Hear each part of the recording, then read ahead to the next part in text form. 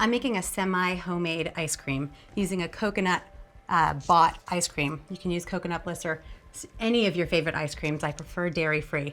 One of the things I love about this recipe, I actually came up with it when I was in a pinch for time.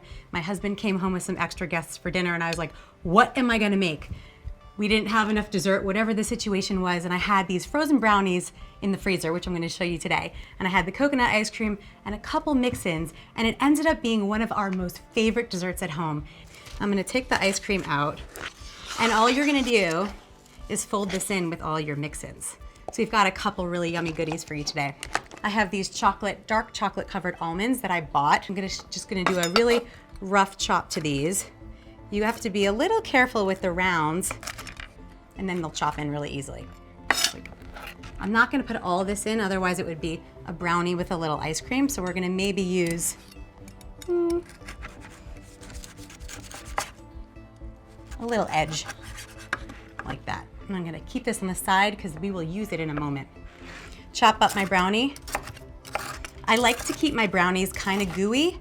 In fact, I would err on the side of under baking them, especially because you want to have a little bit of moistness coming through your recipe.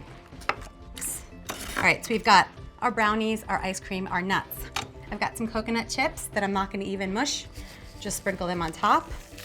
Then I've got some dehydrated pecans, which as far as I'm concerned are like the kicker that elevate the dish, because I spice them with some maple syrup and some cayenne pepper, so they give it a little homemade spin. If you don't have the dehydrator, then just throw in some almonds, pecans, whatever. Or if you don't like nuts, just omit them. Take your ice cream, fold it in. Get a spoon. This is just so delicious. Fold it in. We're gonna plate one real quick just to show you how pretty it is. Ice cream scoop, if you don't have an ice cream scoop, just use like a tablespoon or so. Get your perfect scoop. I've got a pretty plate. So I'm just gonna do a little fresh mint leaf. And because I'm a little bit hungry, I'm gonna add a little piece of brownie on the side, because that's quite a small little scoop. Like that. And there you have it. Super simple, super versatile. Keep it in the freezer. One more thing, if you have a container that can go into the freezer,